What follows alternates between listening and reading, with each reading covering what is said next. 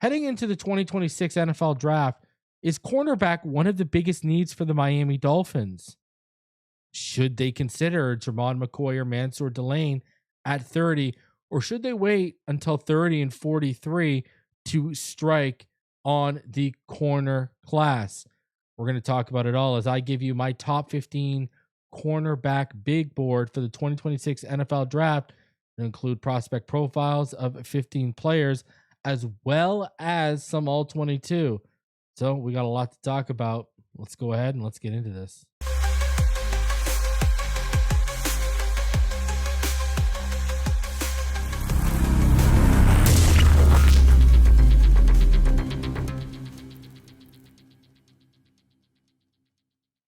What is good, Fin Nation? What's good? It's your boy Reason. We're back here for another one. I appreciate each and every one of you coming through on this episode sponsored by Prize Picks. Listen, man, the cornerback class, man, it is something to behold. I honestly think, man, there is going to be a run. There's going to be multiple runs. I think there's going to be a run the back half of the first into the top half of the second.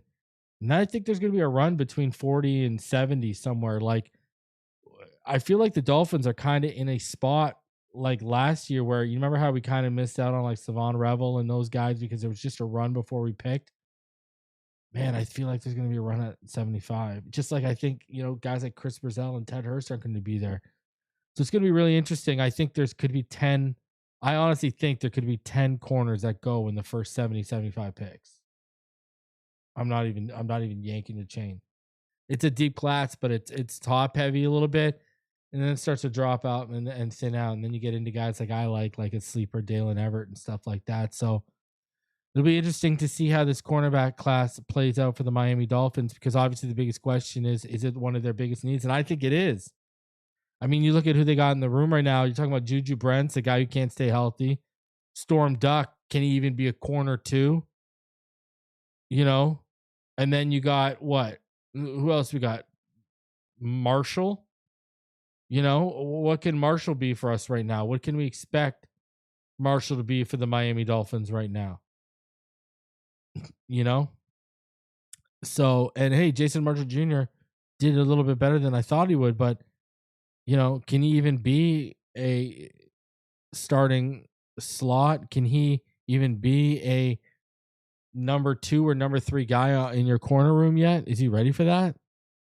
And then what? We got Marco Wilson, a high upside athletic guy. Ethan Bonner, high upside athletic guy.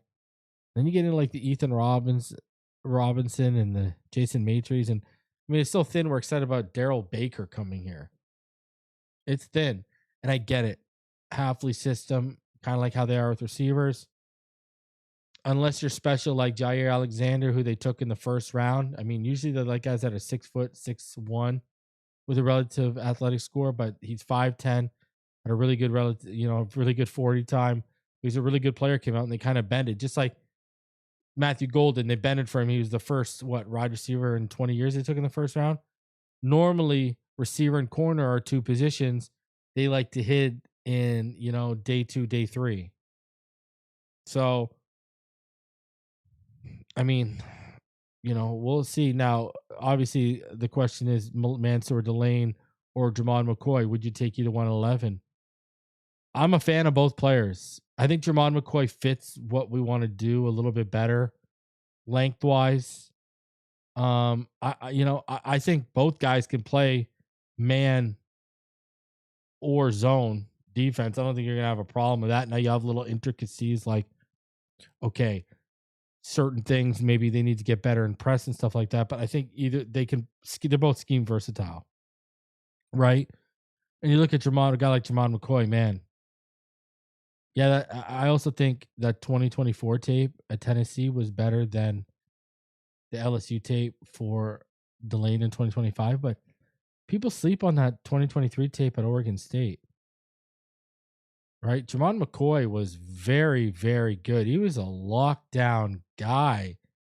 Now I know what he did at Tennessee in the SEC. I mean, the guy did it at 19, which is like, is there really anything more impressive than that? I mean, that's big boy stuff right there. You know what I mean? There ain't no doubt about that one. So I don't know. I'd be like, I'm a Jermon McCoy guy. That's no secret. He's been my guy. He he's just my dude, right? Like Jermon McCoy has been my guy for, he's one of those guys I feel like I've had to defend because people are just so quick to dismiss him, right? Because of the injury, and they treat him like, he's Jordan Tyson. So I don't know. He's gonna be a special player, and he's not like extensive injury history like Will Johnson. Will Johnson, I got the slip. Jermon McCoy ain't getting there to 30 at us. So, you know, listen, I want to go ahead and I want to take the time and I want to give a quick shout out to Prize Picks, the sponsor of today's show and America's #1 sports pick app. Prize Picks is uber simple. I mean, you just choose more or less on a few player stats, you lock in your lineup, and you're good to go. It's one of my favorite ways to stay locked in during the games. And you can actually follow me on Prize Picks to see the lineups I'm playing before they go live right here. So if you haven't joined yet, download Prize Picks, use code HMA, and when you play your first $5 lineup, you'll get $50 in lineups instantly. The link is in the description below. Use code HMA, and please remember to play responsibly. Again, shout out to Prize Picks. All right. America's #1 sports picks app. Really appreciate them sponsoring the channel. Go show them some love, people. All right. Remember, use code HMA. All right. Now let's go ahead and let's get into my big board for this cornerback class, because this class sure is something. And as usual, I want to go ahead and I want to start with my honorable mentions. And my honorable mentions, I mean, it's pretty easy right here. So let's get into my honorable mentions. Charles Demings from Stephen F. Austin. He's a small school prospect. He's 6'1", 193. Good length to his frame. Knows how to use it against receivers in phase. Massive hands. Runs a 4.4 140. Jumps a 42-inch vertical. 11-foot broad jump. That's really impressive. And that upper tier athleticism shows up all over the film with his closing speed, his burst, his range, ability to mirror. I like his play strength. His hips, they stay pretty fluid too. I think he really thrives in zone and off man. He's a ball hawk. He had 9 interceptions and 7 pass breakups the last 4 seasons. I think his tackling has got a bit cleaner, especially in 2025. And he is pretty good in run support. Obviously, competition level will be the biggest question mark with a guy like Demings. I think his hands and technique and press is lacking. That said, he can be too physical in phase, which will draw flags. And Demings started football as a senior in high school. So still a bit of a raw project, but you can see the upside and the intrigue. Malik Muhammad out of Texas, I got him at 14. He's 6 foot, 182. He suits his own system a bit better than man. Has good length to his frame. He uses that to control receivers in phase while also jamming receivers at the line of scrimmage. Posted a 4.42 40 at the combine. And you really see it with his closing speed, I think. His 1.51 10-yard split was the best of any corner at the combine as well. Just really like how he reacts, mesh with how quickly he clicks and closes. He can also recover quite well if he initially loses. He offers some playmaker upside when the ball is in his coverage area. He can play in the box to offer you run support. He's at home on the boundary covering an X, but because of his athleticism, ability to mirror and stay in phase, he can also play out in the slot. So he needs to build up that functional strength, though. It's really noticeable when he's against physical receivers at the catch point, which I noticed with a lot of these corners in this class struggle from this. Needs to clean up his tackling. Footwork can be all over the place. Balance tends to follow that same trend, especially when he flips his hips in transition, just all over the place. I just don't think he's fluid enough at times in his ball production, specifically pass breakups. It dropped from 9 to 2 between 2024 to 2025, so not great. At 13, I have Takario Davis out of Washington. He is almost 6'4", 194 pounds. Got great length to his frame. He got 33-inch arms. Tacario Davis is an athlete, who runs a 4.41 40, knows how to use his physicality to disrupt receivers at the line of scrimmage through their stem or at the top of their breaks. He's a pretty good ball tracker when the ball is in his coverage area too. He had 12 pass breakups alone in 2023 when he's at Arizona. His back pedal is just it's just smooth, man. He knows how to use leverage in his favor. I like how good he looks in off man, which is what Hafley will run.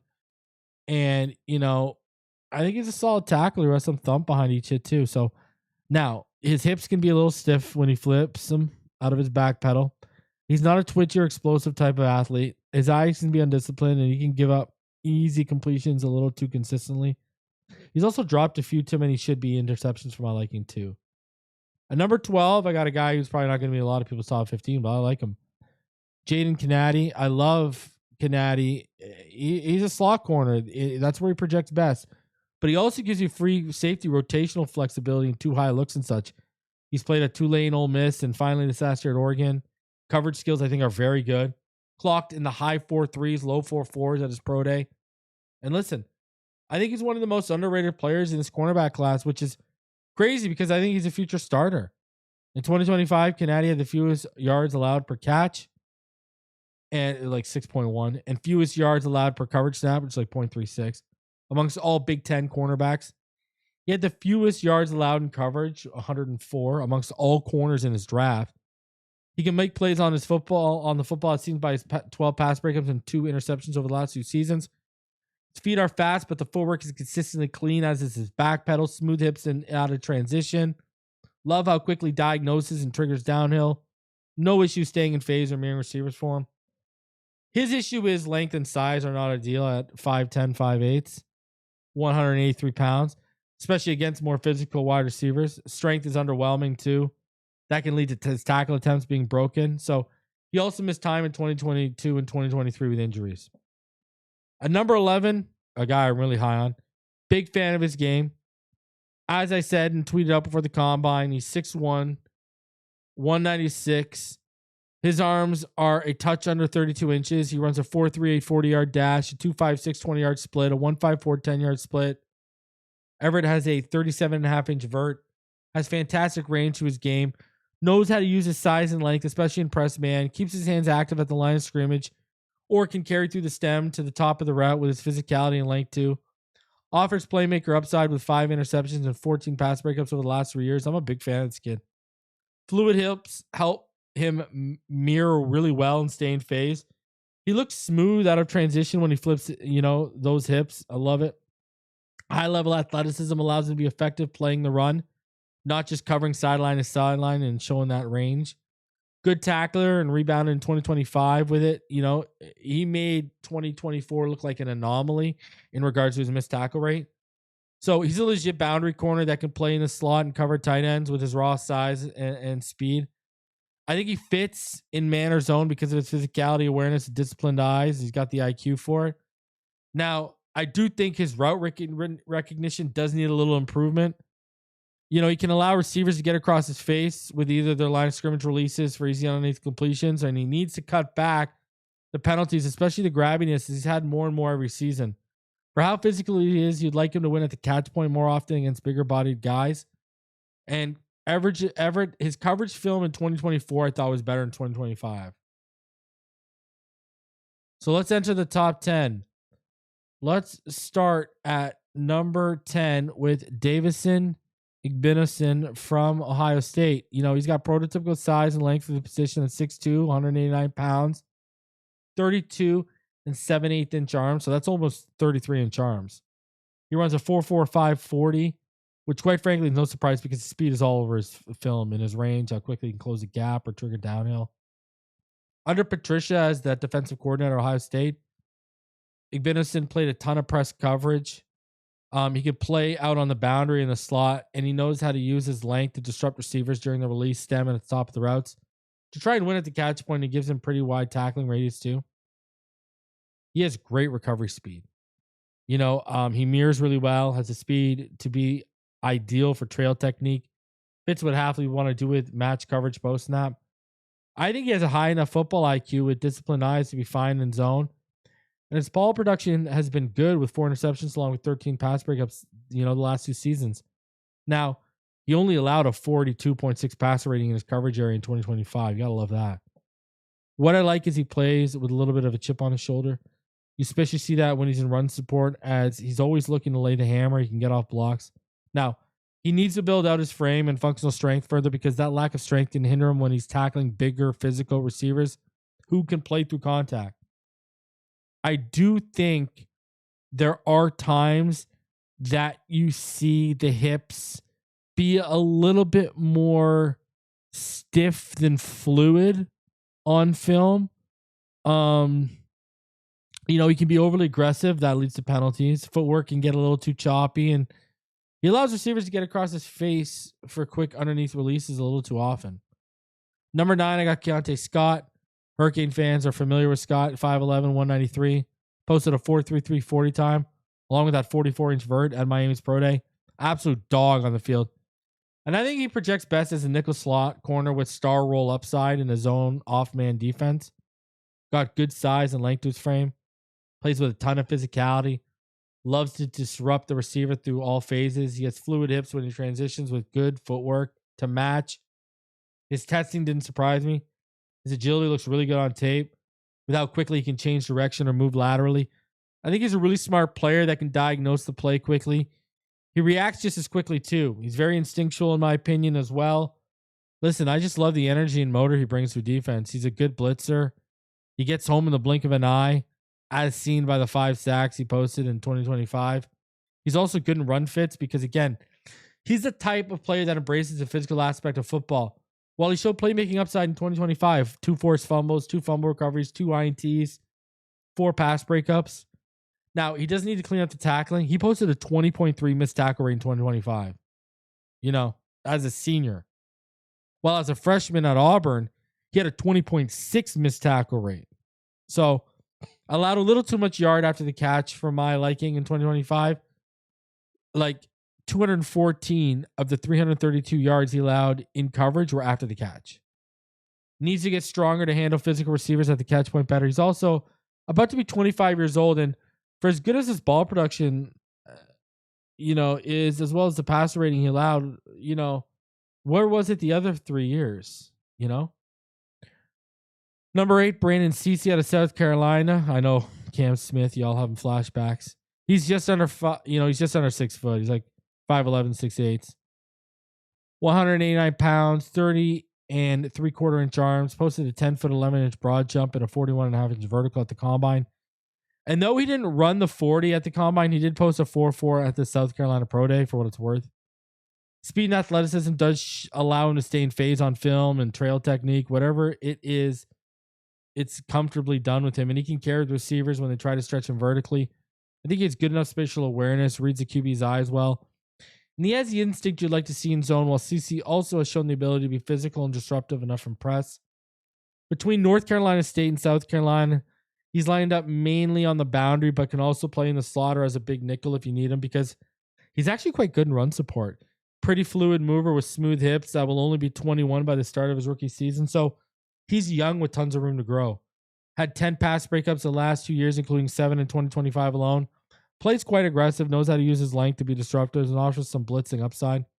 Now, he posted the worst missed tackle rate of his career in 2025, was 14.3%. Though he only faced 11 more targets in 2025 than he did in 2024. His yards allowed in coverage jumped from 175 yards in 2024 to 361 in 2025. His yards allowed after the catch jumped from 30 yards in 2024 to 163 in 2025. Doesn't create a lot of turnovers, right? Only 2 interceptions in 3 years. Gets way too grabby, which leads to penalties when he's beat. Route recognition isn't quite where he needs to be on a consistent level. Footwork sloppy at times, and he just needs technical refinement. As I said, he's young, but the upside is clearly for real. At 7 for me, Keith Abney. Abney was in the running for making my man crush list at corner along with Delane Everett and Traydon Stukes, who Stukes will be high on my safety big board. But they all eventually lost out to McCoy, who I've been defending since 2025, and Chris Johnson, who I'm just extremely high on. But Abney, 5'9", 7/8", 187 pounds. He was clocked running a 4.45 40 at Arizona State's Pro Day. Diagnosis to play well, whether in coverage or against the run. He's quick to trigger. He's really good in man. Able to stay in a receiver's pocket, no problem. The footwork and hips are smooth and fluid, whether in his back pedal or when he flips his hips in transition. So no issues for him at all carrying a receiver vertically either. While I also think he's a fit in zone 2. Abney didn't allow a touchdown in coverage in all of 2025 or 2023 for that matter. While he's posted 5 interceptions, 2 in 2025 and 3 in 2024 the last 2 years, and 17 pass breakups, 9 of those in 2025, 8 in 2024. Again, the last 2 seasons. So needless to say, he makes plays on the football when it comes his way. He only allowed a 46.1 passer rating when targeted in 2025. He only allowed 79 yards after the catch. So he's still only 21, predominantly played on the boundary at ASU, but also took some snap slots, some slot snaps, So I love how his motor keeps running, and Abney's very good at understanding leverage and using it to his advantage in his matchups. So obviously his size and length are not ideal, from the arm length to the frame to the total wingspan, like the next player we're going to talk about. He gets grabby and takes way too many penalties. He had 7 in 2024. He had 6 in 2025. He's more of a good athlete that's quick than explosive. He's not explosive, right? He's more of a quick athlete. So he doesn't possess really elite traits, and he can get beat easy with underneath throws because he gives too much of a cushion sometimes. Number 6 for me is Colton Hood. After starting his collegiate career at Auburn in 2023, he transferred to Colorado in 2024 and then finished it out in 2025 at Tennessee, where he transferred last May as like a contingency plan to McCoy's knee injury last January. He's a physical press guy that he can disrupt the receiver at the line of scrimmage throughout the routes all the way to the catch point. He's relentless in that aspect, right? He's 5'11", 5'8", 193 pounds, runs a 4.4, 4.40, 2.58, 20-yard split, 1.54, 10-yard split. He jumps a 40.5-inch vert, along with a 10.5-inch broad jump. But all that athleticism shows up on film with how sticky he is against speedy receivers and how easily he stays in phase. Had 1 interception in 2025. You look at this. He had 5 pass breakups in both of the last 2 seasons. Then he had 3 interceptions between the last 2 seasons as well, which is very impressive. And that was basically, he had 1 interception, like I said, in 2025, and then he had 2 in 2024, right? So, and then again, like I said, 10 pass breakups over the last few years, 5 in each of the last few years. I think he's a fluid mover from the hips to the feet. He has good awareness. He's competitive until the very last whistle. And I think he's very instinctual. He just has a feel for when to break on receiver's route. He's a much cleaner of a tackler in 2025. He dropped his missed tackle rate from 36.7% in 2024 to 6.6% in 2025. He missed 11 tackles in 2024. Only missed 4 in 2025. Has experience in the slot as well as out on the boundary. Has really good length to his frame. And he knows how to use those arms. They're over 31 and 3. They're over 31 inches, right? They're 31 and 3/8 inches long. And he has a 74 and 7/8 inch wingspan. He plays with good leverage. I like his body control. So he's going to have to tone down on the physicality because will draw flags at the next level. Needs to turn more pass breakups into interceptions. I've seen him been stacked and have issues recovering. Lets receivers across his face too easily sometimes, and I think he does need better eye discipline overall. So let's get into my top 5, and let's start off at number 5 with Avian Terrell. Avian Terrell's brother also went to Clemson, that being AJ Terrell of the Atlanta Falcons. He's 5'11", 186 pounds with 31-inch arms and a 75.5-inch wingspan. I think Terrell is versatile in the sense that he has disciplined enough eyes, smooth enough hips, crisp enough footwork, and has enough instincts to fit multiple defenses, whether it be man or zone. Plus, he has legitimate snaps on the boundary and in the slot from his time at Clemson. He's got a little bit of that dog in him. He doesn't back down from a player or a challenge. Stays physical on receivers to the stem, to the catch point. Cleaned up his penalties in 2025. He went from 7 in 2024 to only 2 in 2025. I love his peanut punch. It's epic. I mean, he got 8 forced fumbles the last 2 seasons. He also packs some pop behind his shoulder pads when he lays a hit. He's a good run defender. He's durable, offers upside as a blitzer with 3 sacks and 6 pressures on 11 pass rushes in 2025. I think he's also a very fast processor. Now, not only did he not do a lot of the testing at the combine, but what he did do wasn't that impressive. He had a 34-inch vert. Then at his pro day, he had a hamstring injury running his 40. Ball production dipped from two interceptions and 10 pass breakups in 2024 to 0 interceptions and only 5 pass breakups in 2025. 177 yards of the 344 yards he allowed in coverage came after the catch, as well as his passer rating when targeted ballooned to 96.9 in 2025. Aggressiveness leads to missed tackles. Length is okay, not great. Functional strength needs to keep improving. And he can get beat when he's too reactive and relying on his ability instead of diagnosing what's going on in front of him. But man, I see the upside with this kid. I really do. And you got legitimate bloodlines with them. So, I'm a fan of Avian Terrell. He's a player. If he's on the board at 30, consider if you haven't taken one. Now, D'Angelo Pons, he may come in a small package, but he's one of the biggest dogs on the yard when he steps on the field. He's 5'8" inches tall, 5'8" and 5/8 inches tall. Do that. 173 pounds. And he's got 4.31 40 speed. That was clocked at Indiana's pro day, along with a 43.5-inch vert. What's crazy is apparently he was timed with a 4.28 40 during his training. He's a playmaker when the ball is in his coverage area. He had 7 interceptions and 26 pass breakups the last 3 seasons. He's a highly competitive player that can play well against the pass. He's only allowed passer ratings of 49.5 and 55.4 the last 2 seasons when targeted. While you really see that burst explosiveness in short areas, his range and how quickly he closes on a receiver. After all, he only allowed 56 yards after the catch in 2025, after only allowing 64 yards after the catch the year before. He may have a smaller frame, but because of how quickly he can diagnose the play and react, he's very disruptive at the catch point for receivers. Nothing comes easy. He's got fluid hips that, let him stay in phase easily.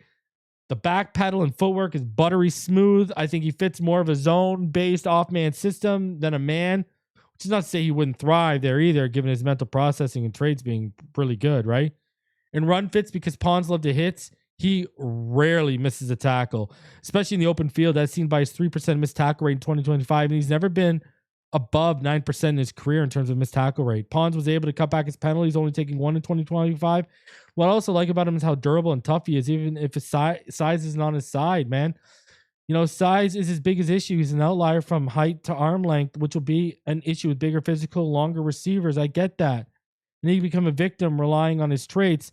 Tends to only get burnt when he's over aggressive because he trusts them too much. Obviously, he has the size to fit the slot, but he's mainly been a boundary guy in college. So he'd once again have to fit the outlier bill. So we'll see. Chris Johnson, he is my number 3 guy right here.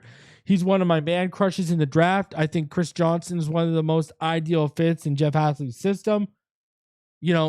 This, out of all the cornerbacks this class has to offer, right, in terms of how well he is in zone, off man, and match coverage, to his size, length, and RAS score, he's an absolute home run in my opinion. He was a Mountain West Co-Defensive Player of the Year. In 2025, Chris Johnson is just over 6 feet tall, 193 pounds, runs a 4.4 flat 40, a 2.57 20-yard split, a 1.54 10-yard split, a 4.12 shuttle, along with jumping a 38-inch vertical and a 10-foot 6-inch broad jump. Just watch how well he moves, how easy it is to carry with a receiver vertically or stick with them on underneath routes for him. Not to mention his footwork is consistent and clean from his back pedal to when he's mirroring or when he flips his hips in transition. They're just very fluid. He's a legit boundary corner with some slot experience. He's a high IQ football player that diagnoses quickly, displays good route recognition, has high-level instincts when you mix in the traits. He can click and close in the blink of an eye. It's easy to see why he posted 4 interceptions in 2025 with 6 interceptions total the last 3 years, along with 5 pass breakups in 2025. And 10 pass breakups the last 3 years. He sees it before it happens, and he reacts lightning quick. He's very willing and capable in run support. He's a very good tackler. He's a good communicator. He understands when to pass off a receiver due to another threat in his coverage area or to maintain the coverage due to no anticipated second threat. Has tons of special teams experience too, and he's very disciplined with only 4 penalties in his whole college career. Main thing is just continue to get stronger, as physical receivers can give him headaches at the line of scrimmage to the catch point. Arm length isn't terrible, but also wasn't great. NFL is a jump in competition from the Mountain West Conference. And I don't think he's primarily a fit for man defense when you break him down. But man, when you look at that off man and match we're going to be playing, he's perfect in Miami. Number 2 is Mansour Delane. He ran between a 4.35 to a 4.38 on his 40 time at his LSU Pro Day. You know, either one is super impressive at 6 foot, 187 pounds. He's primarily a boundary corner, but had some slot and safety reps from his time at Virginia Tech before transferring to LSU. He can play press, off man, and is really a fit in either man or zone-based defense. Doesn't matter, though. I think he thrives most in man. He's as sticky as they come. Very fluid hips, changes direction with such ease. Love how quick and clean the feet are. He's got the explosive and twitch you want to see to his game.